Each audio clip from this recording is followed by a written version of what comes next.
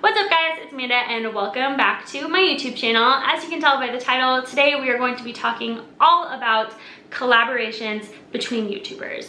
And this is going to be more specifically targeted towards collaborations between artists on YouTube, but what I'm going to be discussing in this video can honestly be applied to any collaboration on YouTube, so you might still find it helpful. And if you do, I encourage you to thumbs up and subscribe and comment. Let me know what your thoughts were in the comments down below. So, if you don't know, I'm Amanda and I'm an artist on YouTube. And I'm a part of two collaboration groups here on YouTube. Number one being Art Extravaganza and number two being the Deadly Cupcake Collective. These are both artist collaboration groups, but I've also collabed with individual artists and I've learned a lot, and I'm here to give you some tips and advice on collaborations. Collabs for short, because it's just faster to say that. And I don't want this video to be super long, even though it probably already will be.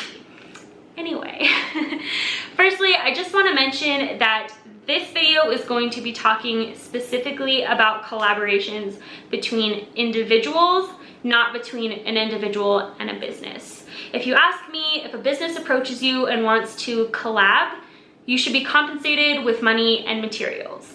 If you're collabing with another individual, it's presumed that that's not really going to be a factor, but a lot of businesses try and sneak in the word collab to avoid compensating artists and give them recognition instead of money. So that's another video. I'm not really going to talk about that, but I did just kind of want to quickly mention that that wasn't going to be discussed in this video. This video is talking about one channel collaborating with another channel, or multiple channels run by individuals collaborating together.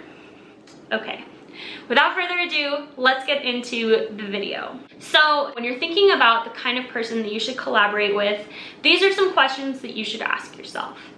Number one, do I know this person? Do you have a relationship with this person online or even in real life? Do you follow their accounts or do they follow yours back? Do you comment on their videos and do they comment on yours? If you said yes to any of these, then it's a pretty good sign that you at least know this person, and that's a good sign that you might want to collaborate with them. However, number two is also important. And number two is, do you trust this person? Does this person have a good reputation? Are they well liked in the community? Do they upload consistently onto their channel? And are the interactions on their videos positive, not only with the interactions from other people, but their responses to those interactions? And this is also going to be important later on because mutual communication is essential to any collaboration, and it's really important. And it's easy to see how good somebody is at communication just by looking to see if they respond to their YouTube comments. Now let's talk about subscriber count, because this can be a little tricky. Does a small account automatically mean they're not reputable? No. Let's say a small account approaches you and asks for a collaboration. Or let's say you're a small account and you're approaching a larger account about a collaboration as well. Now, this is the internet, and you have to be wary of people trying to scam you into getting free art or into getting you to draw a request for free. That being said, you shouldn't completely discount a collaboration just because it's from a small channel, because you never know, one day they might suddenly outgrow you, and monetary value isn't the only thing to be gained from collaborating with another channel. So what should you expect to gain from a collaboration? Subscribers might be one thing that comes to a lot of people's minds, and that's sort of why I wanted to talk about it first. But subscribers are not the only thing that you can gain from a collaboration, and they're not even the most important thing. If they were, everyone would be asking their favorite big YouTube account to collab with them. And then they'd probably be left wondering why they haven't commented back. And we're gonna get into that in a little bit as well. So what else can you gain from a collaboration? Networking skills. This is so important because it helps you build your reputation in your field and in your community online. It's important to have a good reputation, and it's important to know how you should be communicating with other channels. Collaborations just simply give you a place to practice that in a more safe space. Number two, traffic. Doing a collaboration with another channel might bring you traffic that you wouldn't have otherwise received on your YouTube channel or your other social media platforms. And lastly, experience. And this one is the most important and most priceless thing that you can receive from a collaboration. And that's because it gives you the experience of what it's like to actually work as a professional in the art industry. So, should you only collaborate with a channel to gain subscribers? No, absolutely not. This is not just a numbers game, and I've mentioned this before in a previous art chat video that I will have linked in the cards, so you can go check that out and kind of get a feel for my opinion on this.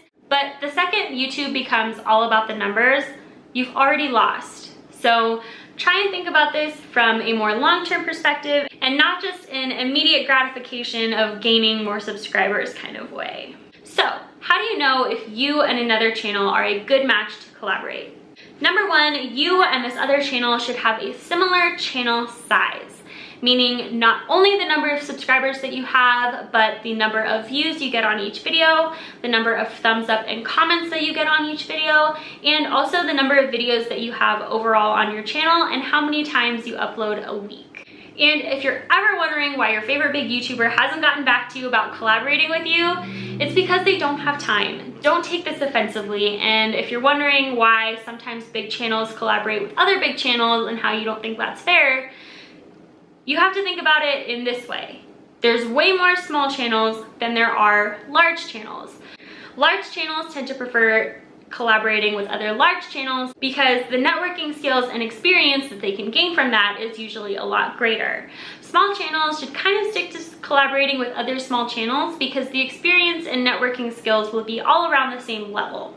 And seriously guys, don't get hurt if your favorite big channel hasn't responded back to you. Seriously, it's probably just because they're busy, and it might not even be because they don't want to work with you, it's just because they don't have time. So, what are some other good indicators of a good collaboration match? Usually you and this other channel should have a similar skill level. And you can kind of ballpark this by saying that you and the other artist should be around the same age, but age does not always equal skill. And if you've been on YouTube for a long time, I'm sure you know that, because there are people way younger than me that are just seriously like so freaking talented. So it's a good thing to kind of look for people that are around your same skill level and have the same understandings of basic art principles as you do. You want to make sure that both artists are able to give 100% of their effort into this collaboration. Next, you should have a good rapport with this artist because you're going to be working together, and having a good working relationship is really important. For example, I prefer to work with people that can be fun and friendly and silly at times because that's me and that's who I am. However, some people prefer a more strictly professional relationship, and that's totally fine, but it's something to keep in mind when you're looking at collaborating with other people. And lastly, and most importantly, you want to make sure that both people have the time available to work on a collaboration. This is so important, and it can really make or break whether or not a person can collab with you. So you think you found your collaboration soulmate. Now what? Shoot them a message. Try and pick one of their social media platforms that they're most active on and message them on there.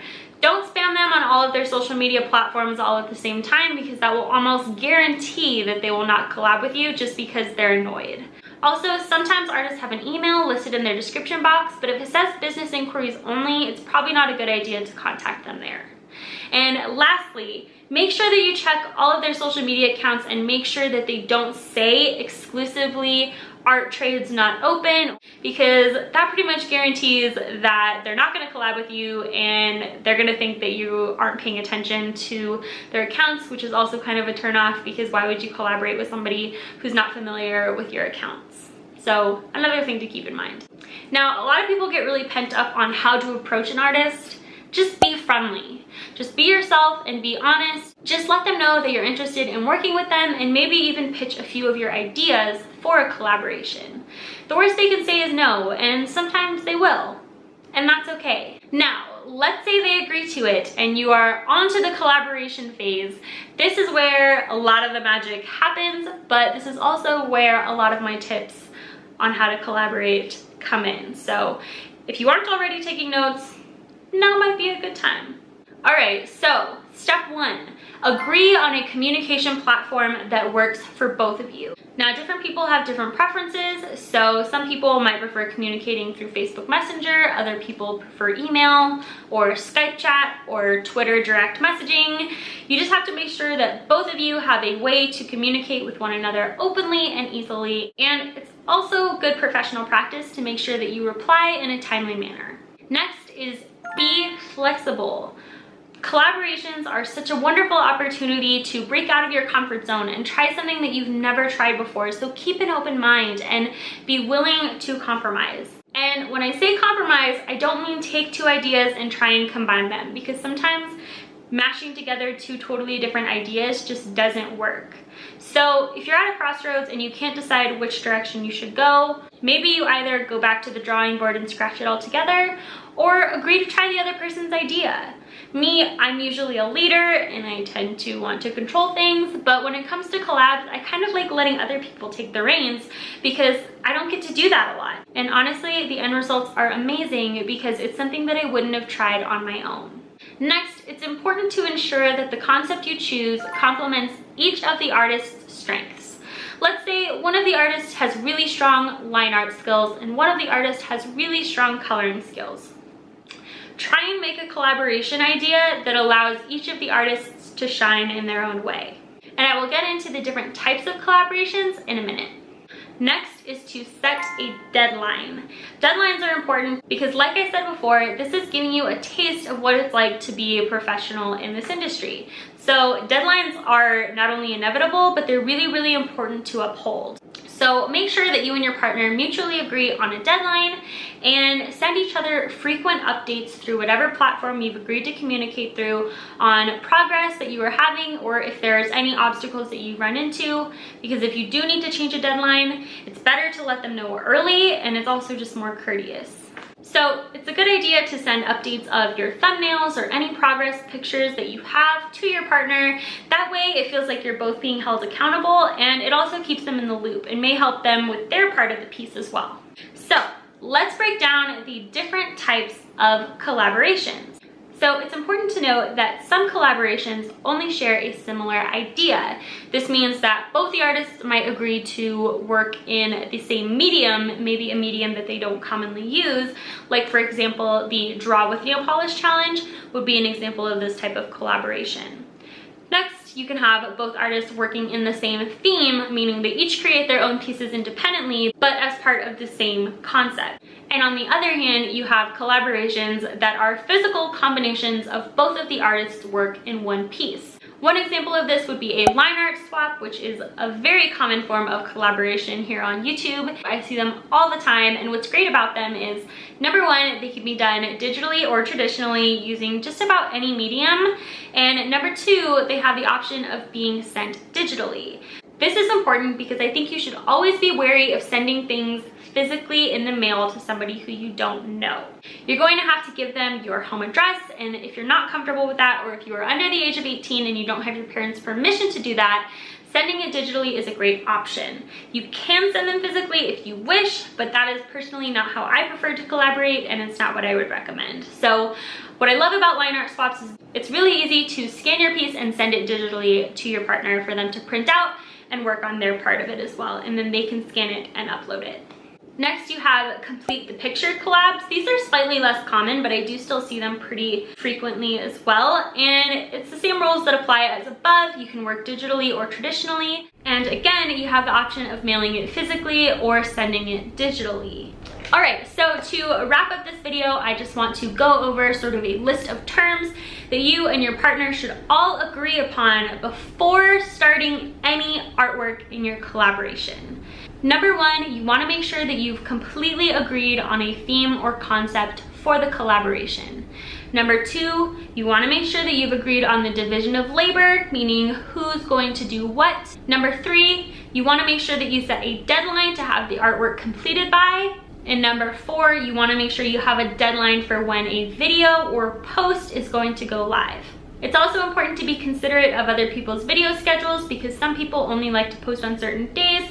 So that goes back to being willing to compromise and agree on a set time for the video to go live. That way both parts of the collaboration are posted at the same time. You should also agree on what you're going to discuss in that video and agree on any sort of links or information that you want put in the description bar of that video, such as links to your channel, links to other social media sites, things of that nature. And in the video, you might want to mention certain things about that artist or things like that. So it's important that you discuss that with your partner before you just go ahead and post the video. That way you're both kind of in the loop. Next, if you're doing a line art swap or a complete the picture collaboration, it's a good idea to have both of the artists' names watermarked on the piece, especially because it's not 100% yours and it's not 100% theirs. So it's good to give both artists credit on the actual image. That way, in case it's stolen, you have two artists that can be contacted and informed. This is also just considerate and good practice in general. Lastly, and something that I really do want to touch on, is that this is a collaboration, not a commission. And that being said, most collabs don't require you to send the finished artwork to the other artist. If you want to, it's something that you can discuss with that artist, but again, you have to make sure that you are comfortable exchanging your addresses with this person and that you have enough trust in them to reciprocate sending you the artwork in exchange for you sending them their part. It's just something that you want to make sure you discuss openly and honestly with your partner before starting any of the actual artwork. Because if you begin the artwork and they're under the impression that they will receive that finished piece, but you didn't agree to that, it can cause some problems and may kind of hinder the relationship between you and that artist in the future. So ultimately, what's the conclusion of this video? Trust the people that you work with and be open and honest in your communication with them, no matter what kind of collaboration it is. It's important to look out for yourself and always remember that this is the internet, so be careful. Alright guys, that's it for today's video. I really hope that some of you found this helpful, and if you did, like I said, give it a thumbs up and subscribe, and let me know what other kinds of videos that I should do in the future. But that is it for now. Thank you guys so much for bearing with me during my move, because it's been crazy and I know a lot of these videos will be filmed in the old apartment and then uploaded while I'm at my new apartment. It's gonna get weird for a while, but I promise there's going to be an updated workstation tour and lots of new and exciting videos coming very soon. So that is it. Thank you so much for watching, and I will see you guys Friday with my Artsy Fartsy Friday video for the week. Bye guys!